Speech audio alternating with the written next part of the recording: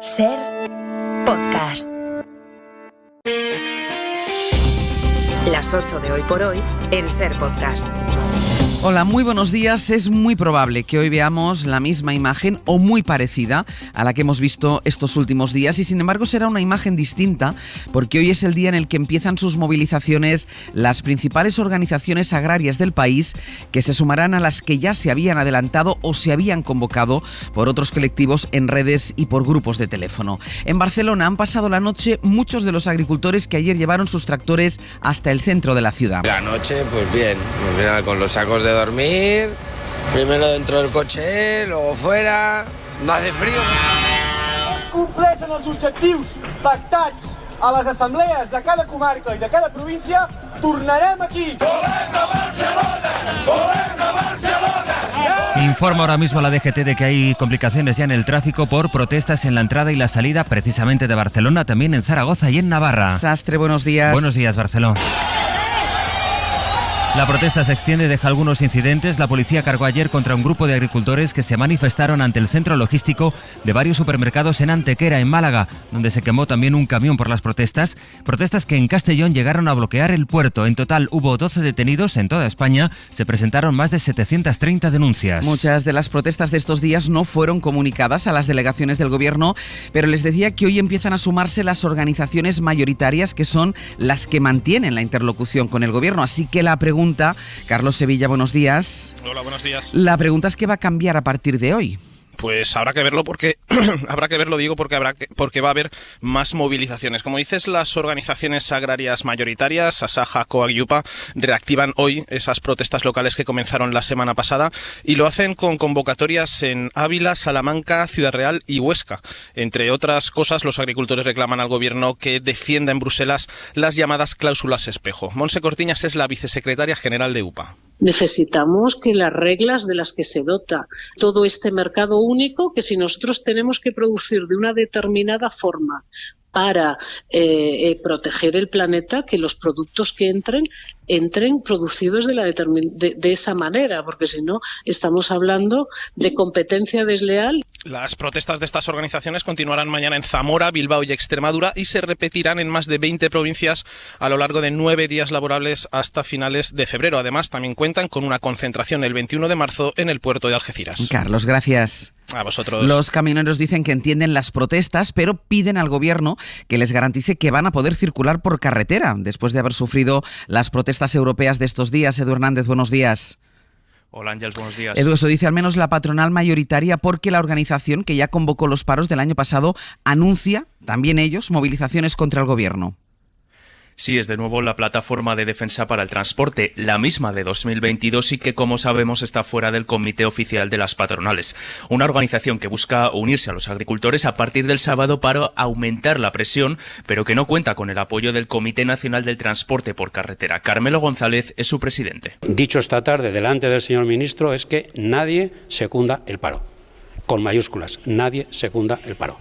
Que el Comité Nacional no secunda ese paro. El sector, eso sí, entiende las reclamaciones de los agricultores, pero piden que se respete la libre circulación de mercancías. Según Fenadismer, una de las principales organizaciones, hasta 80.000 camiones se han visto afectados por estos paros que, al menos de momento, no van a provocar problemas de abastecimiento. Marta Serrano es la secretaria general de Transporte Terrestre. Yo diría que no estamos trabajando en este momento precisamente muy mano a mano con el Ministerio del Interior para que eso no ocurra. Mientras tanto, como dice Serrano, Transportes e Interior trabajan de forma conjunta para tratar de contener los efectos de estos paros. Edu, gracias.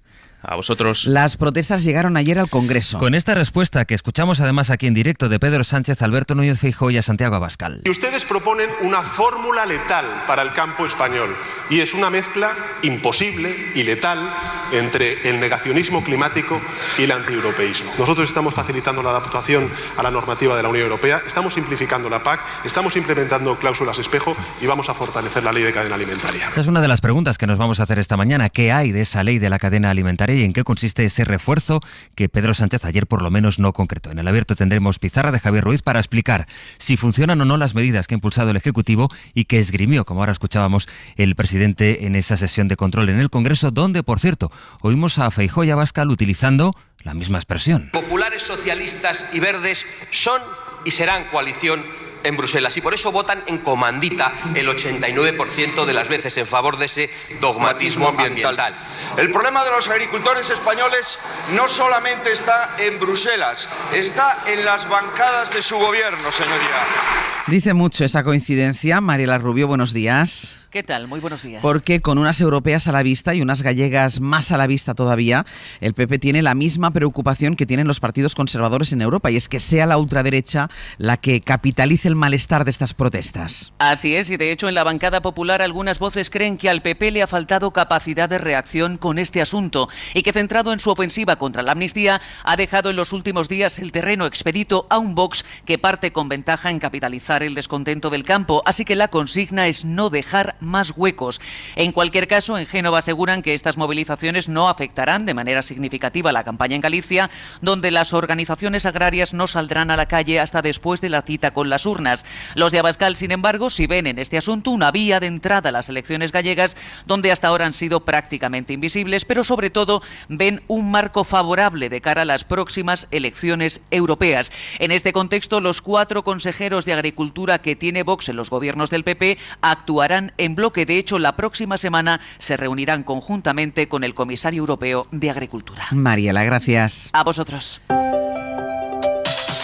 Y hoy al fin la lluvia. Viene una borrasca a la que han puesto nombre. Se llama Carlota y dejará agua y viento, Jordi. Lo vamos a decir con propiedad, viene buen tiempo, 3 semanas de anticiclón que hoy finalizan, de momento con lluvia en Galicia a partir de mediodía, en las 2 Castillas, sobre todo en Extremadura, la lluvia más intensa y persistente en la vertiente sur del sistema central y la cordillera cantábrica. En Madrid lloverá sobre todo la próxima noche. Este episodio se alargará hasta el sábado, acabará lloviendo en todo el país, pero lamentablemente la buena noticia solo la tendremos para el Valle del Guadalquivir, es donde se producirán acumulaciones importantes. En el Mediterráneo en general lloverá poco. Hoy por hoy noticias. Ser podcast. Vamos a volver a Cantabria, donde, como les venimos contando desde primera hora, han sido detenidos 2 menores, uno tiene menos de 14 años, como sospechosos de la muerte de su madre, cuyo cuerpo apareció anoche amordazado y dentro de su coche. Santander, Fermín Mier, cuéntanos. Hola de nuevo, Ángels. Los 2 menores han sido localizados pasadas las 2 de la madrugada. Se les buscaba desde anoche, cuando el cuerpo sin vida de su madre apareció en el interior de un vehículo aparcado en la calle. La Guardia Civil considera al mayor de los 2 hijos como presunto autor de la muerte de la mujer de 48 años. Eugenia Gómez de Diego es la delegada del Gobierno. Se centra la investigación en uno de los hijos que estaban desaparecidos y se hace todo el despliegue de búsqueda y son localizados en torno a las 2:15 de la mañana en el Parque Cotolino. No constan denuncias previas y los hechos han sido ya puestos en conocimiento de la Fiscalía de Menores de Cantabria. En Barcelona quedó anoche visto para sentencia el juicio a Dani Alves, que se declaró inocente por la violación de una chica en una discoteca de la ciudad. El exfutbolista admite que tuvo sexo con esta chica, lo que en principio él negó, pero afirma, esta es la versión de Alves, que fue sexo consentido, lo que ha negado la Fiscalía, y niega también la abogada de la denunciante, que habló así después del juicio. Se ha puesto punto y final a este largo procedimiento. Ha sido muy difícil llegar hasta aquí para ella, quiero remarcarlo. Pase lo que pase, es una superviviente. Ha demostrado su gran fortaleza y quiero decir que también sin ella no hubiera llegado aquí. Entre lo político y lo judicial está la declaración del fiscal general del Estado, Álvaro García, después de que la Junta de Fiscales del Supremo tumbara por mayoría el informe del fiscal, que no veía indicios de terrorismo en Puigdemont y en Tsunami por el procés. Ellos sí lo ven, la mayoría de los fiscales del Supremo sí lo ven. Ocurre que la última palabra, sin embargo, sobre la posición que adopte la Fiscalía en el proceso, la va a tener la teniente fiscal, y pide el fiscal general Álvaro García que nadie la presione. Ya veremos cuál es el sentido de quien tiene el muy difícil encargo de resolver las controversias, de resolver las discrepancias que, como en cualquier otra institución, ocurren en la Fiscalía Española. Esta noche, por cierto, el fiscal general va a estar en Hora 25 y hoy una delegación de la Comisión de Venecia empieza a estudiar en Madrid, por petición del PP, de la mayoría del PP en el Senado, el proyecto de ley de la amnistía. Es la comisión que pertenece, es un órgano consultivo, digamos, del Consejo de Europa. A las 9 les va a recibir el ministro Félix Bolaños, luego se irán viendo con altos cargos del Partido Popular, también con el presidente del Poder Judicial y del Tribunal Constitucional. Y en la agenda del día, está también el viaje de Pedro Sánchez a Mauritania, acompañado de Ursula von der Leyen. La visita, en la que ofrecerán una inversión millonaria, se produce mientras las llegadas de personas migrantes a Canarias está batiendo récords. Nicolás Castellano. En los últimos 2 meses, Mauritania ha desbancado a Senegal como el principal punto de partida de la barca de pesca en la que miles de jóvenes intentan llegar a Europa vía Canarias. Desde el 1 de diciembre, casi 9 de cada 10 cayucos tienen como origen las costas mauritanas, principalmente las bahías de las 2 principales ciudades, la capital Nuakchot. Esto no se puede parar, explica al hacer un pescador de la capital mauritana, argumentando que desde que Senegal ha empezado a controlar las salidas, todo el mundo va a Mauritania para salir hacia Canarias y no ve una solución a corto plazo, porque dice que hay mucha gente lucrándose de esa salida desesperada de jóvenes que también se produce desde Nuadhibou. A pesar de que España apoya las labores de vigilancia de la Gendarmería mauritana desde el año 2006, incluso con 2 patrulleras de la Guardia Civil en la zona y con helicópteros y aviones de manera puntual, lo cierto es que las salidas de la República Islámica han batido todos los récords, solo equiparables a cuando se abrió esta ruta en el año 2006. Por eso la Unión Europea y el gobierno español llegan a Nuakchot para ofrecer una gran partida económica en la búsqueda de la externalización de fronteras que llevan décadas practicando con Marruecos, Libia o Turquía, y que hasta hace poco funcionaba también con Mauritania y con Senegal. La inestabilidad del Sahel y la propia situación senegalesa han llevado a casi 50.000 personas a jugarse la vida en esta ruta en los últimos 14 meses.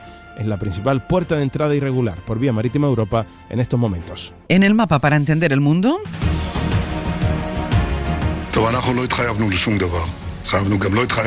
La frase con la que el primer ministro de Israel, Benjamin Netanyahu, rechaza la propuesta de un alto el fuego de más de 130 días que había hecho Hamas. Netanyahu quiere, dice, la victoria absoluta. Ha habido más muertos en Gaza esta madrugada, mientras la negociación para una tregua fracasa, por mucho que esté allí Blinken, el secretario de Estado de Estados Unidos. Bayo. La presión internacional sigue sin doblegar a Netanyahu, que anoche volvió a enfriar cualquier expectativa de un alto el fuego en la franja, reafirmándose en su mantra de la victoria absoluta sobre Hamas. Sin esa victoria total, Irán y sus aliados se creerán con capacidad para subvertir a otros estados en Oriente Medio, decía Netanyahu, que ha ordenado a sus tropas prepararse para incursionar en Rafah. Esa ciudad del sur de la franja, junto a la frontera egipcia, es el último punto que hasta ahora ha servido de refugio a más de 1 millón de palestinos desplazados por los combates. La posibilidad de una operación militar preocupa especialmente al secretario general de la ONU.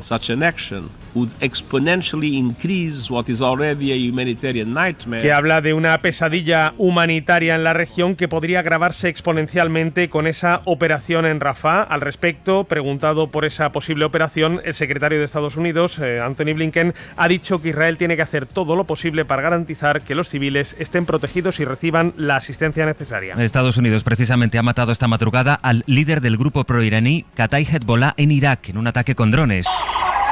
En él han muerto al menos 2 personas, entre ellas el líder de esa milicia que, según el ejército de Estados Unidos, ha liderado los ataques contra sus bases en la región en estas últimas semanas. Entre otros, el de Jordania, donde murieron 3 de sus soldados y otros 40 resultaron heridos. Y en Argentina, La Libertad Avanza, el partido del presidente Milei, ha presentado en el Congreso una ley para prohibir el aborto en ese país. Acaban de ingresar en diputados un proyecto de La Libertad Avanza para derogar el aborto. Así es como lo han ido contando esta noche los medios argentinos. La nueva norma plantea penas de hasta 3 años de prisión para las mujeres que aborten o a los médicos, enfermeras, farmacéuticas que las ayuden. Se elimina el supuesto de violación. Dicen los diputados ultras que no hay ninguna razón, por dramática que sea, sostienen, que justifique que se acabe, dicen ellos, con una vida inocente. Y quizá habrán notado que este año los episodios de alergia se han adelantado un poco, y eso tiene que ver también con el clima, pero además un grupo de investigadores han descubierto por qué nuestro cuerpo recuerda las alergias. La respuesta está en una célula.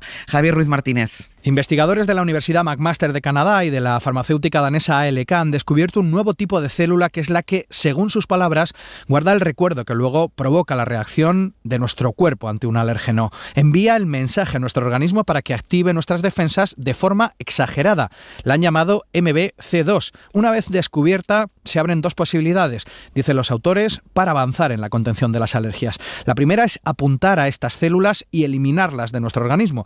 La segunda es cambiar su función y que cuando recuerden la alergia no fabriquen anticuerpos de manera exagerada. Con este descubrimiento se abre un nuevo campo de esperanza para los afectados, que son millones, por alergias en todo el mundo. Y científicos de Estados Unidos han conseguido multiplicar por 100 la potencia de las células T que sirven para combatir el cáncer. Son los primeros resultados, pero son prometedores porque apuntan a una nueva terapia que podría consistir en introducir un gen en el enfermo que combatiera así el cáncer desde la célula, que es su origen. Es una información de Javier Gregory. Hasta ahora la edición de genes para que el sistema inmune del cuerpo humano pueda atacar los tumores como si fueran virus o bacterias solo ha sido eficaz contra los cánceres que afectan a la sangre y la médula ósea. Sin embargo, investigadores de la Universidad de California han logrado por fin un gran avance en este campo de la medicina porque han conseguido introducir un gen en las células T, que son una de las armas fundamentales del sistema inmune del cuerpo humano, para que éstas puedan ser 100 veces más potentes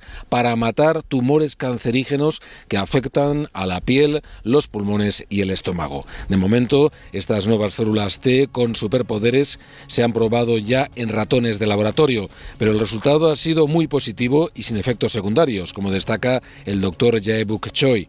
Por su seguridad y eficacia, según adelanta la revista Nature, este equipo de científicos norteamericanos ya ha comenzado también a probar este nuevo tratamiento contra el cáncer en humanos. Y del exterior, los restos mortales del expresidente de Chile, Sebastián Piñera, que falleció, como saben, en un accidente de helicóptero, están ya en el antiguo Congreso, donde será velado con honores. Se espera que acudan cientos de vecinos, cientos de chilenos, para dar el último adiós al expresidente. Y en 10 minutos el abierto. Hoy compartimos el análisis con Cristina de la Hoz, Javier Aroca e Ignasi Guardans. Para no perderte ningún episodio, síguenos en la aplicación o la web de la SER, Podium Podcast o tu plataforma de audio favorita.